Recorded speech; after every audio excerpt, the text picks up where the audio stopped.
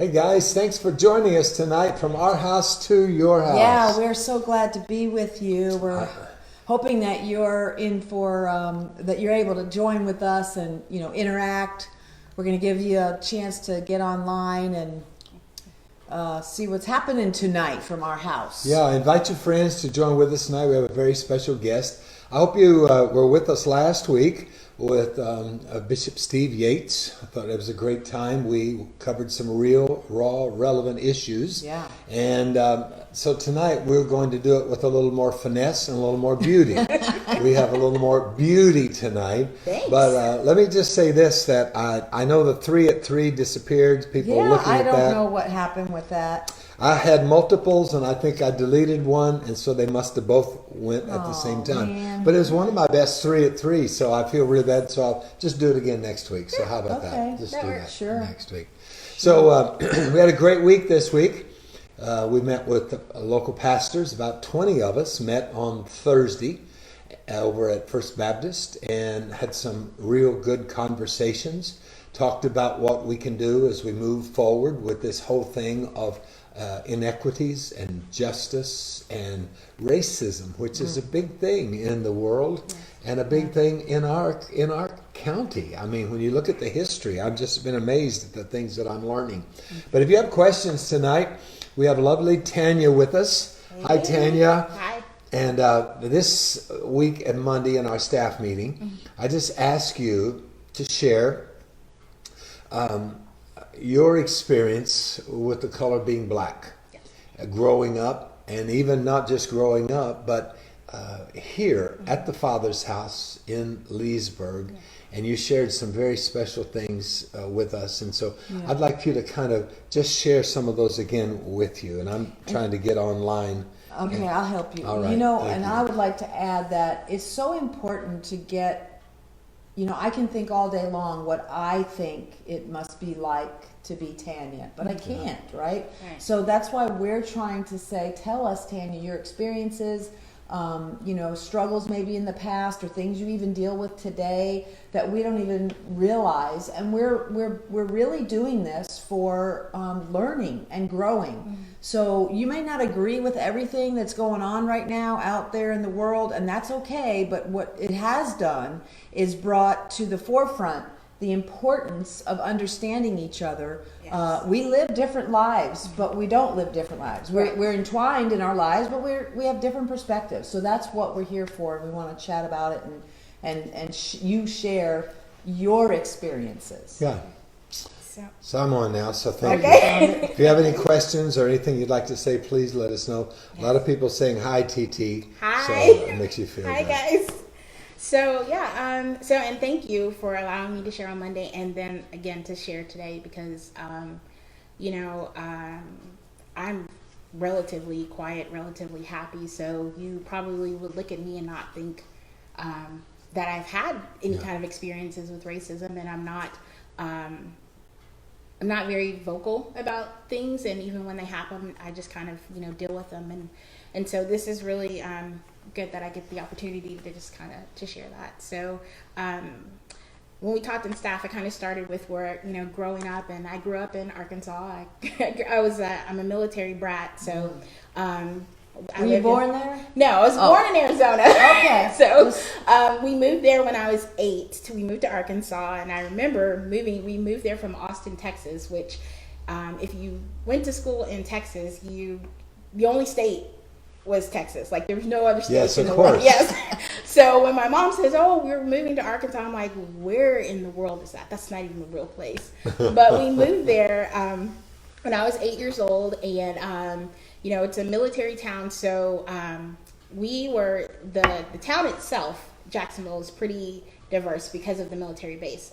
Now, some of the surrounding cities, if you go one way, you're going to hit a lot of towns that are predominantly white, and by predominantly I mean like 99%. Sure. And this is the late 80s, the early 90s. So realistically thinking, you would not think there would be that much experiences with racism, but even as a kid, some of the things I had to encounter were just friends that I had, their parents not allowing me to come over to their house, to come in their house. I was allowed to play with them outside. Wow. But I'm a kid. I don't know any better. Now, What year is this? This is late 80s, early 90s, Wow. and it's just like I would joke and say, "I'm your outdoor friend," because that's the innocence there. I didn't realize that that's what that was, Wow. and as we got older, and I recognized what that was, and had a couple of conversations with some friends that I'd stayed friends with for a very long time, and actually had conversations with their parents. So then it was very interesting to find out that the current concerns were I have most of my friends I grew up with, I'm still friends with to this day. Like we just, friends for life.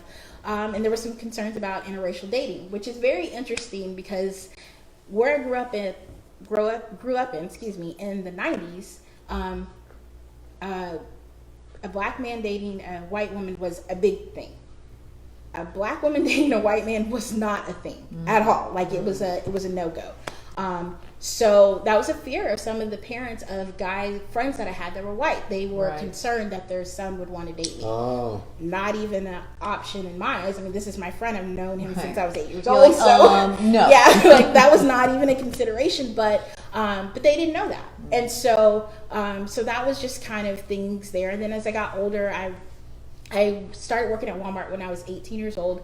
And I stayed there for about 12 years and was able to get up into management.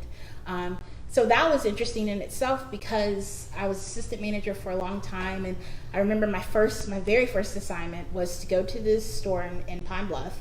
And it was a super center, and it merged the two stores. There was one that was on the black side of town and the other was on the white side of town.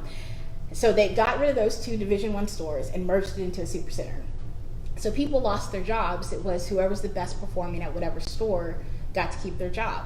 So I had already walked into a situation with the understanding of what I was walking into. My district manager, he was very frank with me about what I was walking into and why I was coming on that staff. I was the only, there were two black managers on the staff, one daytime, me, one overnight.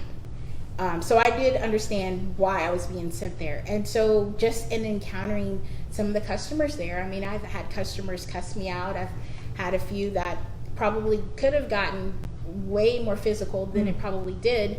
I mean, I'm a little short black woman. They're expecting not me when they call for a manager. And as I may be quiet, but I am one of those people who will defend those who are being attacked. Yes. Yeah. So I get very tall when people that I care about are being attacked, and that's the reality. Sure. So I had a lot of times where I knew the situation when I walked in and saw. I knew what I was fighting against. I knew I had to conduct myself because Tanya wanted to be ugly. Sure. But Tanya, the manager on duty, had to remember you have a job to do, and you can't respond the way that you want to. And you're representing Walmart. And you're representing Walmart, yes. So I had experiences where I'd worked at one of the stores that was all white, and I was, and that was interesting. Just knowing at any point in time you're the only black person in the store, like really? that was surreal sometimes because I would get people who would go through my line. Just to aggravate me, just to say nasty things to me. I actually had a customer spit in my face just for that reason. And this is the 90s. The 90s. This is the 90s. This is not the 60s. This is the 90s.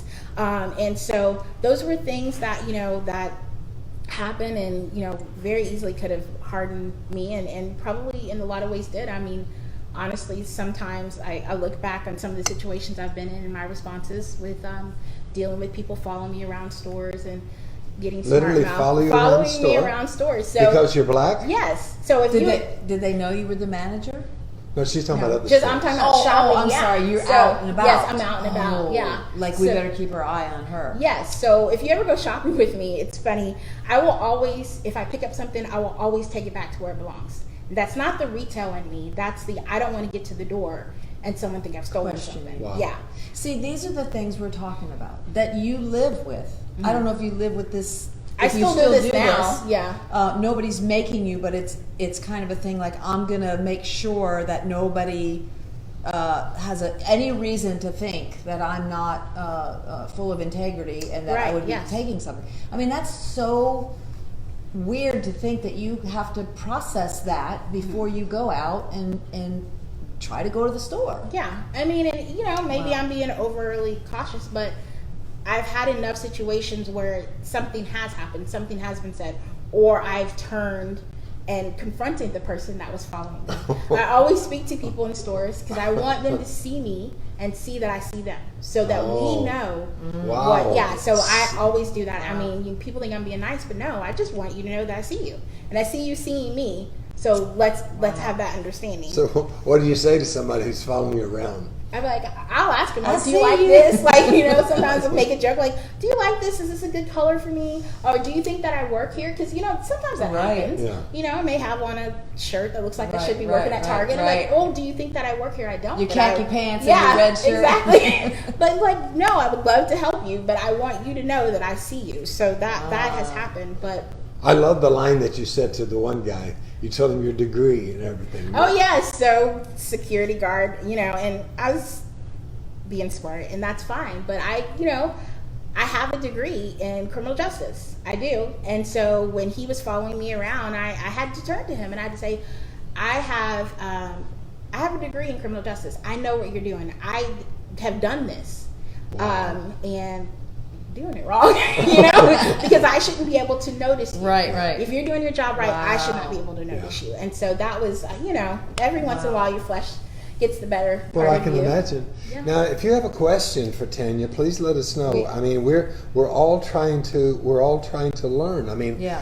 So, do you think through the years that you've processed that? Is this recent thing? I know 4 years ago we had a big situation, you know, and so we had a people, you know, sort of the knee-jerk thing that we get as the church, that we want to stand up and say something and then we just let it drift.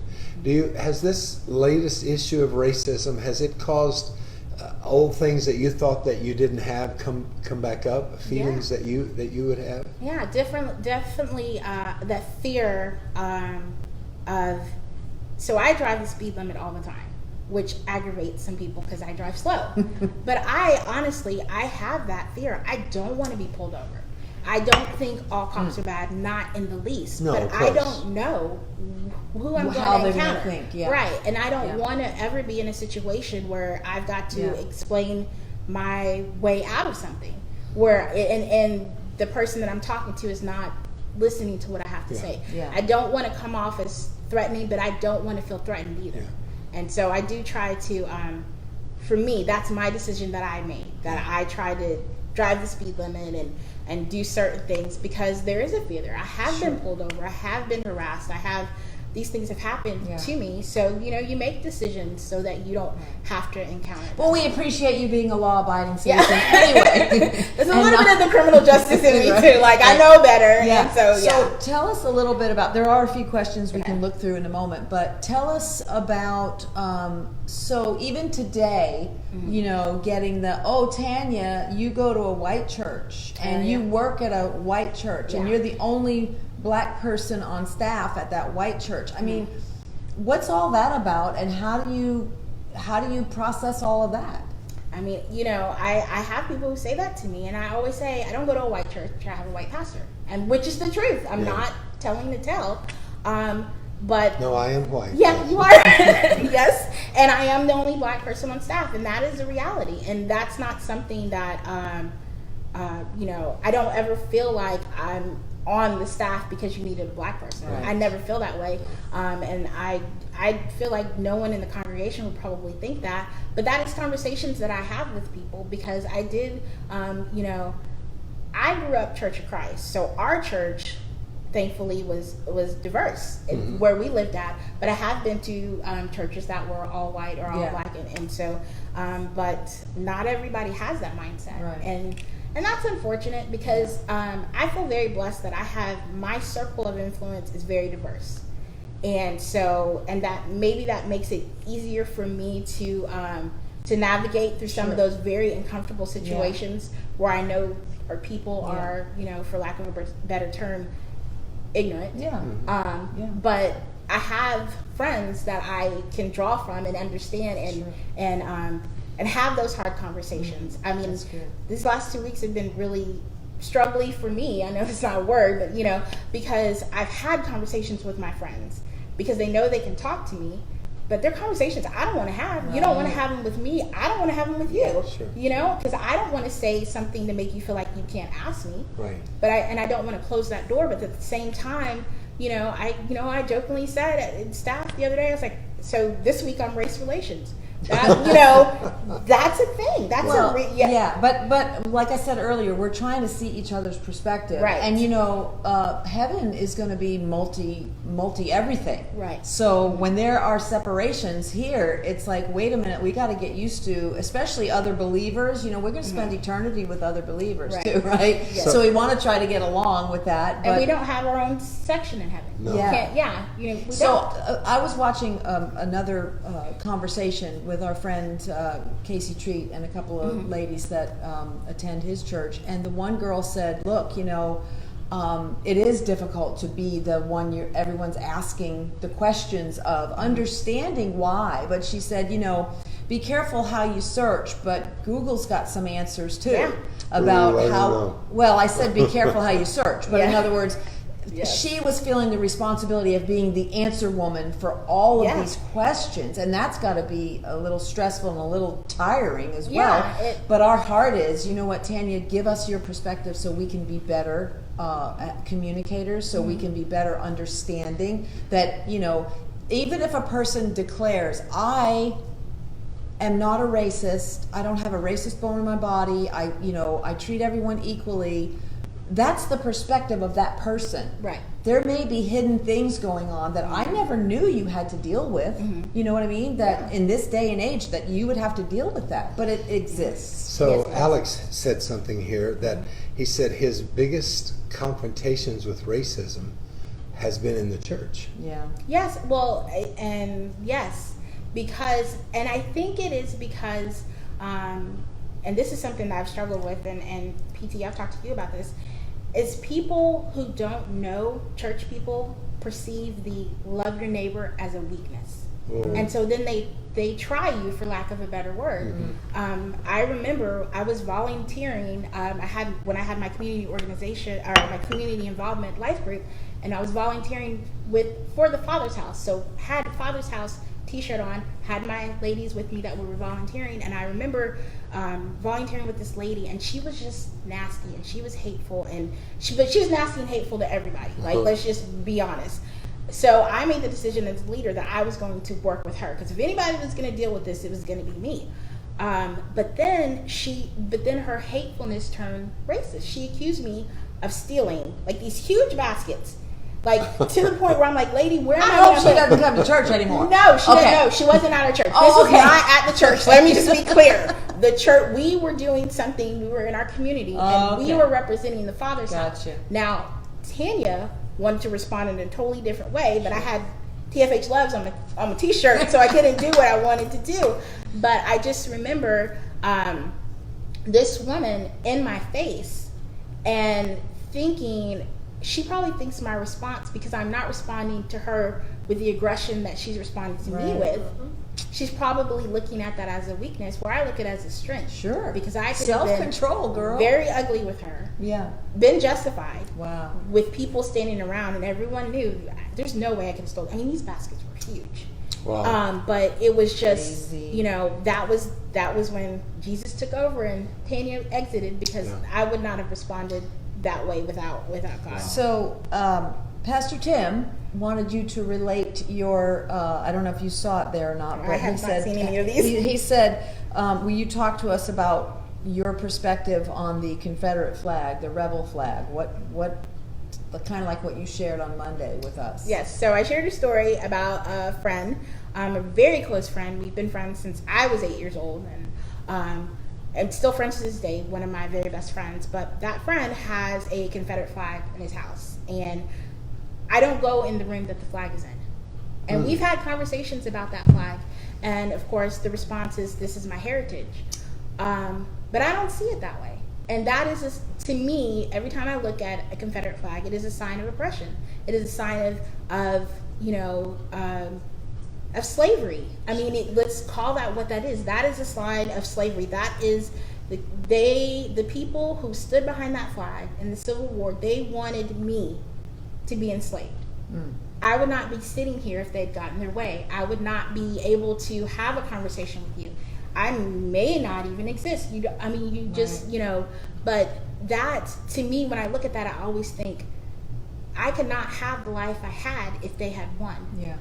So for someone to tell me that I should accept that flag as their heritage, that's my heritage too, but in a bad way. Yeah. Yes. I don't want to be reminded of that. Sure. It's to me, I look at it the same as you wouldn't justify someone having a Nazi flag up. Ooh. You would not be okay with that. So to a Jew, when they would look at that, that you're saying you had the same sort of feelings. Yes. Yeah. And Yes. it was history, and things happen, but you don't have to display that. Right. There are other things about being a Southerner that Right. you can embrace. Yeah. I'm a Southerner. Yeah. I've spent my whole life in the South. There are other things that you can celebrate about the South Yeah. besides that flag. Yeah. There's beautiful things about the South. Yeah. That's not a beautiful thing. Yeah.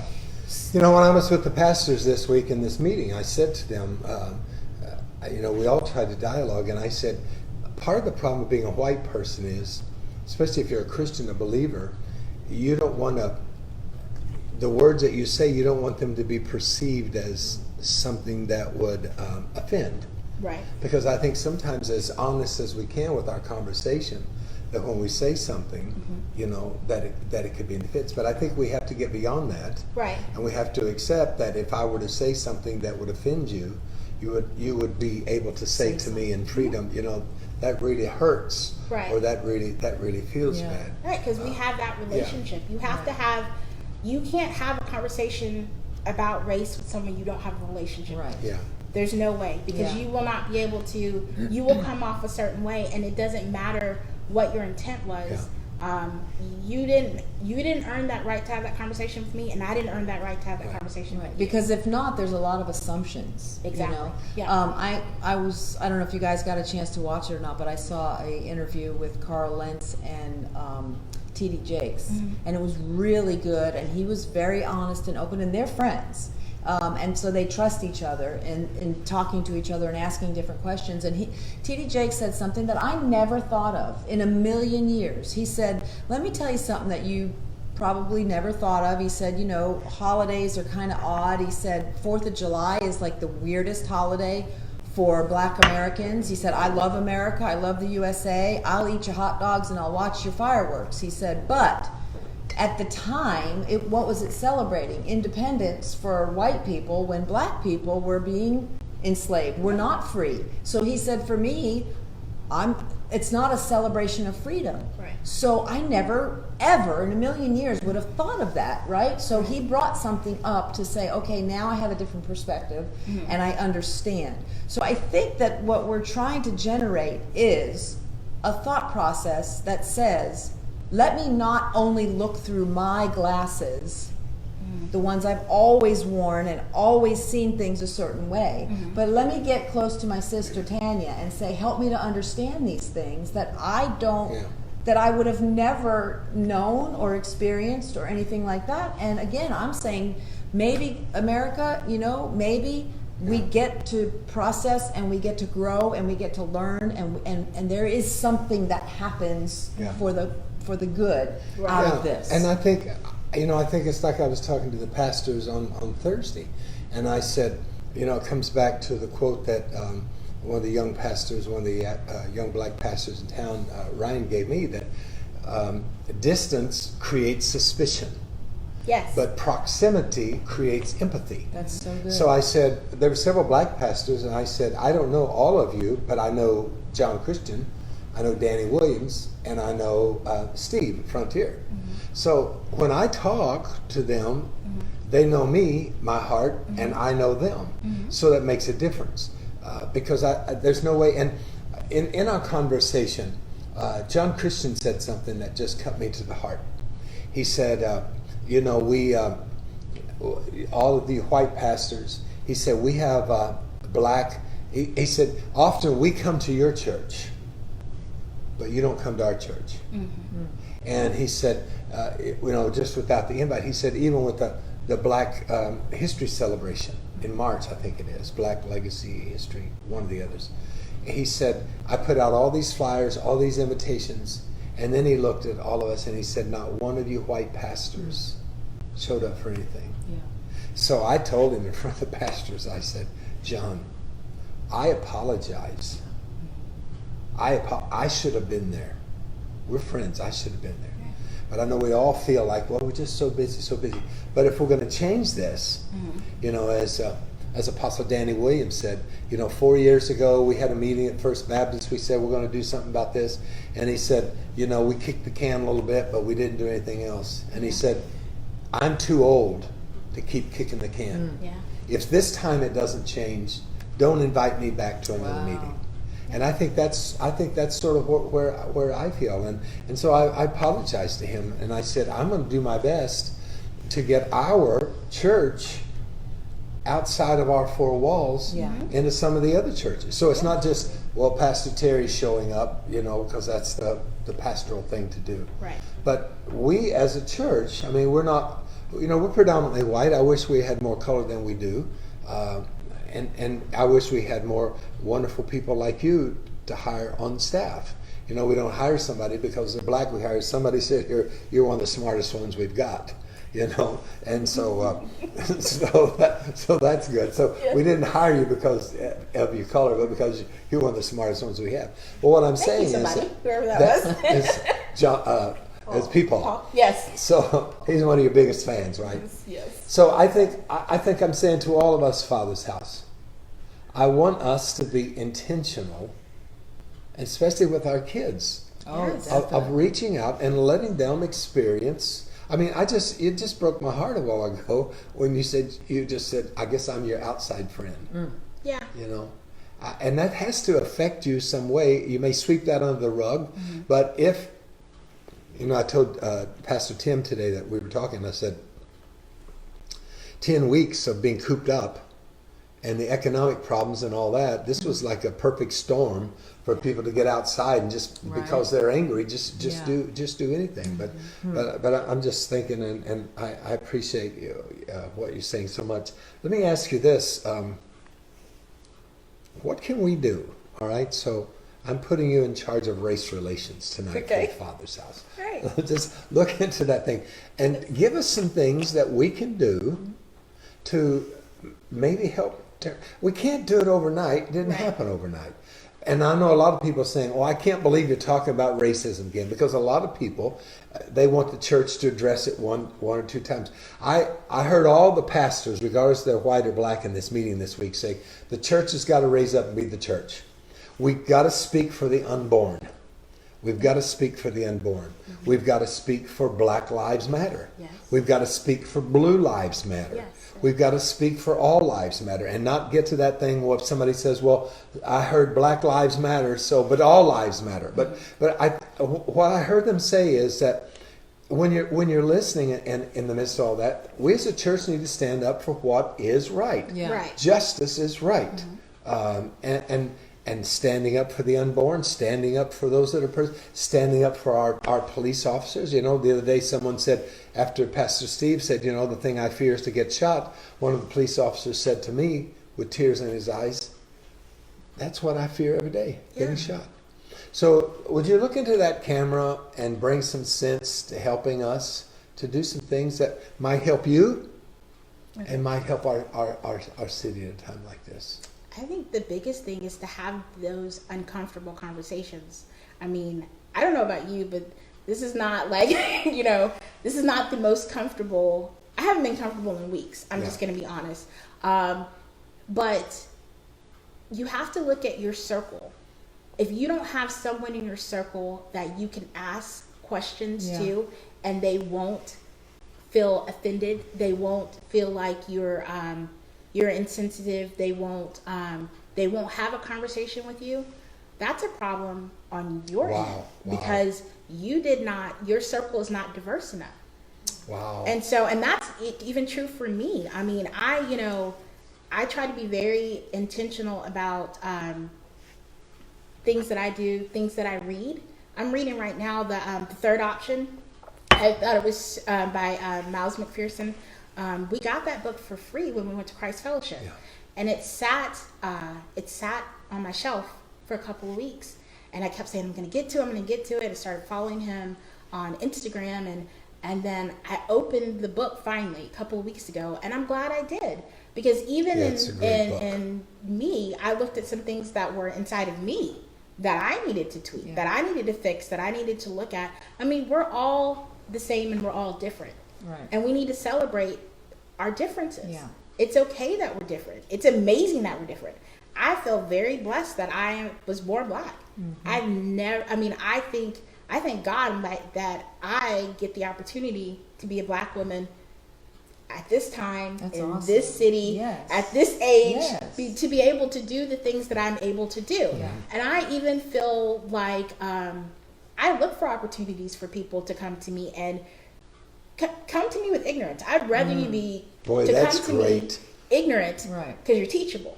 Right. That's what I prefer. That is good. Because if you come to me with a question and it is, yes, offensive, but you're asking, you're not telling me, you're not putting a label on me, you're questioning it, that's perfect, because we can have a conversation. Because at least you trust me enough to have that conversation. And I'm going to talk to you. Sure. And I'm going to be honest with you if you allow me to. Good. But, you should have someone in your life. Yeah. And that's me as a black person too. I should have someone in my life that I should be able to ask, I don't understand this. I have questions about racism too. Sure. I would love to have an understanding. We white people do some crazy things you probably don't understand. So ask away.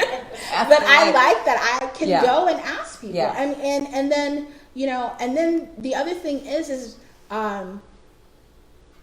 racism is not exclusive to white people. Right. It's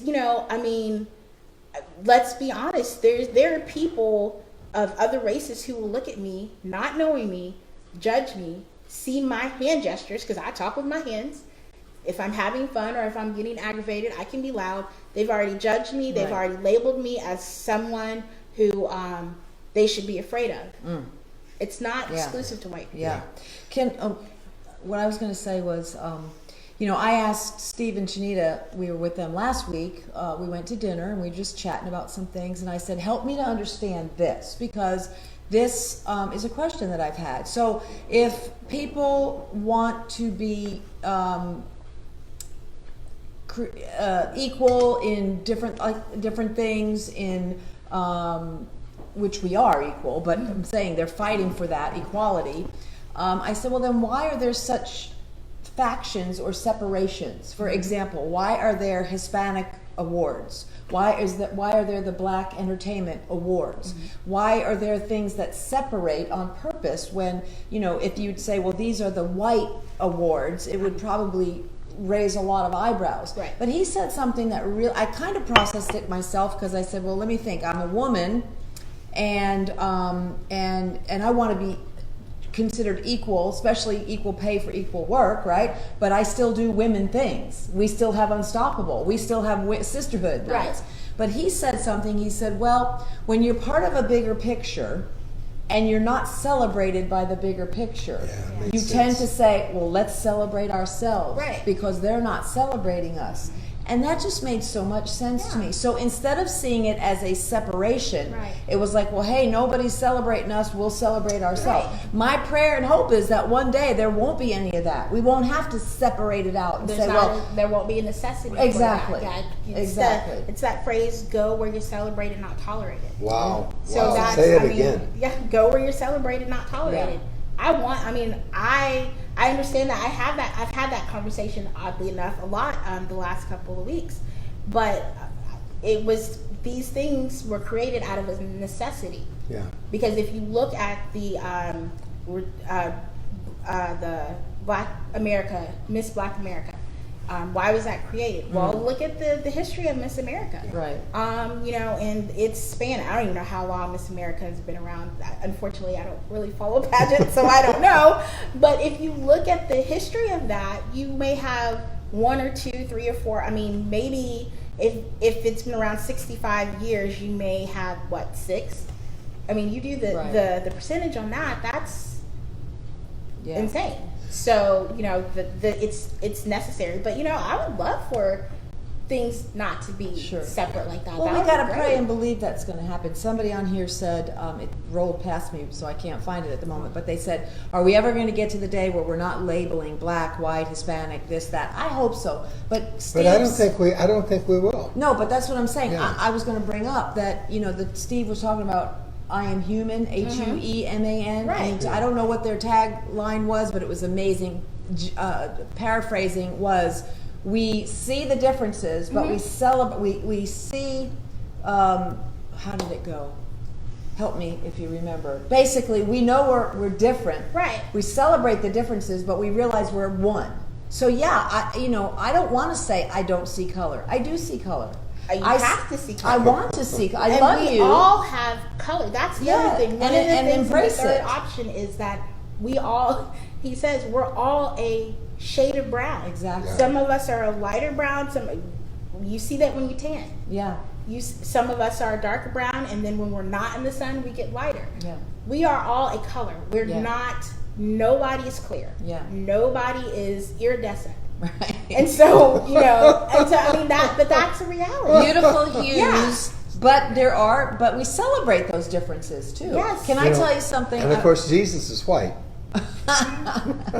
Well, we're going to find out for sure that he's not. Listen, Jesus is. All of those colors together. I mean, there's a reason why we're different shades. Yeah. There's a reason why there's different. We can all be the same. What fun would that be? Boring. What? Can I tell you one of the things that I came to realize?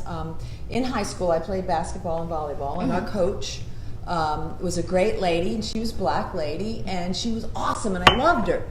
And, this is just ignorance, okay? I don't know anything about it. So she wore shorts and, little T-shirt tops. And one day, I don't know what happened, she sat down or raised her hands or something. And her shorts rose up a little bit. And she had a tan line. And I thought, what? How could she have a tan line? Because I never in a million years, I was in high school. Well, I was in high school. I didn't realize that was, it was like, that's pretty interesting. Yes. But I'm just bringing that up to say there are things that we don't even think about. Right.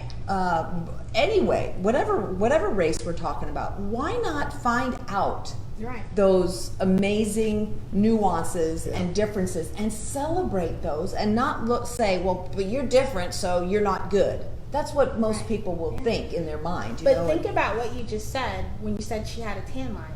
So if she had a tan line and you have a tan exactly. line, I mean, I'm just saying, Right. right.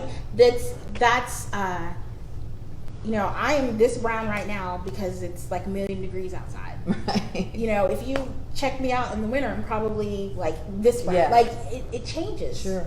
It just, Yeah. that's just. Just for fun, can you tell the story? Can you tell the story about Levi? Yeah, that's Yes. so great. I So, love but the innocence. Yes, the innocence. Anybody who knows me knows that I am. The Nation boys are my heart. I love them. They gave me the name. Well, Levi gave me the name TT. That is my baby. I love him. But I'm holding him, and I'm at his How old house. was he? He was 4. This is just like Not happened a too couple long of weeks ago. ago. And I'm holding him, and he's like messing with my shirt, and he looks down my shirt, and I kind of look at him, and I don't know what he's gonna ask, and he looks at me, and he's so innocent and so sweet, and he says, "TT," and I said, "Yes, baby." He says, "Are you brown all over?" And I said, "Yes, I am." And he said, "Okay." And that was it. That That's was awesome. the only, but it was so sweet and so innocent. And I looked at Casey because I was like, because I'm thinking, do we need to address the fact that he looked down my shirt? But no, she just smiled and we went on to playing, and so it was cute. never I just love but yeah, that was So very sweet. we're just about time to wrap up here, and I think what it's important for us to remember that in the book of Revelation it said, and from every tribe, every nation, every tongue, Yeah. which is every ethnicity. So why didn't God just say from all people? See, he wanted to be specific. Right. So when in your resurrected body, you won't be white, in my resurrected body, I won't be olive skinned like Jesus. I will be who I am. Right. And that's why we have to believe that. First of all, we are one in Christ Jesus in the church. Amen. Second of all, in the church is like Yates said, is that we're different hues, Right. different colors. But in saying that, Pastor Terry, if my brown was wrong when I was resurrected, would I not be the right color? Yeah. Yeah. So, you know. Yeah. It's not. Wow. Yeah. Well, you've really helped us, and I really appreciate you helping us to develop this dialogue. And I know for some of you, you may be uncomfortable, and you think, hey, we need to get on. We need to talk about, win and loss. We need to talk about doing everything else. Yeah, we do need to win and loss. So help me with this, because I sure would love for us to be more multicultural than we are. This is just kind of a humorous thing, but for years, our worship team was all white. And it just drive me crazy. And I said, we can't look like that. We've got to have people that look like us. And so every time a black person would come new, I would immediately say, oh, do you sing? Do you play music? Isn't that an interesting stereotype? Because I was so desperate Right. for us to be of different colors. So when people look on the stage, Yeah. they see somebody. And even in our pastoral staff with our pastors, it really bothers me. I mean, we had 2 black pastors, and they went out and, started other churches. But it really bothers me when I stand up there on Sundays and I don't have that. I'm so thankful for Miguel, his Hispanic, Because we want anyone that comes. I mean, I think we have a pretty diverse group. Yes, it's probably more white than non-white, but I think we have a good mix, and it's getting more and more. But we want people to feel when they walk in, I see somebody like me. Yeah. And that's a reality. Yes. Because when you want to find someone that looks like you. Yeah. So you have that connection. That's a reality. Sure. For everyone. And it's smart because, you don't want, because that right there, intentional or not, which it's not, is a separation. Yeah. Well, look, all of their leaders, all of their people, that are on stage are all one color. That's not our heart at all, Right. So we're thankful for everybody that comes to the Father's house, that calls the Father's house home. And again, I'll be honest with you. We talked about it for a second, but when people say, "Oh, you go to that white church," I find it an extreme honor, that other races would come and submit their hearts to this ministry and this pastor, because I know that it probably can't be easy in a lot of ways, that you probably get flack from other people and what have you. So it's an honor to me to say, wow, we're all coming together to learn God's word and to see what He wants us to do. And we're going to be better prepared for heaven when we get there, and it's Right. all different colors and all different people. So that's just a personal thing. It means a lot to me. So It Tanya, really what does. can we do as in church members to reach out to make black people, Hispanic people, yellow people, Oriental, feel more comfortable? How can we reach out specifically to develop more of a multi-ethnic church? I think the biggest thing is for us to get out of the building. Like we got to get out of the building. We can't expect people to come. We got to get out Right. there. Boy, that's good. Because When we do those invite cards, Yeah. and when we talk about things, But yeah. not only that, we have to be, people have to know the Father's house. When we say we're about the community, Right. we're about the entire community. Sure. Not a section of the community, not the pretty side of the community, not even, we have to be about it. Yeah. We're supposed to be God's representation. Yeah, definitely. We got to go where we're needed. And we have to go where it's uncomfortable, Yeah. and maybe where it's not safe, and where it's hard work, and where you're going to get dirty, and you're going to get Sure. tired, and you're going to get hot. And be the love of Yeah, Christ. and we have to go there humble. Yeah. Yeah. We have to go there willing to learn, willing to work, Good. and just be open to that. That's good. I want to share. July 11th is Serve Day, Right. and we're Yeah. going to try to do some stuff stuff with in the that. community. So we can do that. Let me say this. Next week, Pastor Tim and Brenda are going to be with us. We're going to talk about we're going to talk about what they call mixed marriages. I don't know if there's a better title. I don't know if Blended that's families. blended families. Yeah, mixed. And then with kids in those families, because we're living in a world today in which there's, I mean, is that an appropriate term? A mixed kids? I mean, what's the I mean, it's an interracial relationship, Yeah. so I don't know. I mean, yeah, so Yeah. biracial, yeah. Biracial. I mean, so if Kids. you're one race, so if you have, Right. I if love you the have babies, biracial, whatever, you're yeah. better, right? Right. I want to share a quick thing. We're going to go, but Beverly and Willie Lemon, they've been with us for how long? I don't know, 15, 20 years, something like that.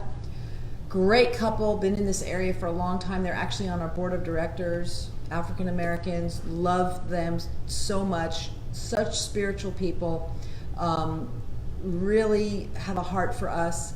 And one day Willie came up to me. I don't know if I've ever told you this. Willie came up to me and said, "Can we make some new invite cards?" And I said, "Well, we're getting ready to get some cards." He goes, No. I mean with your picture on them."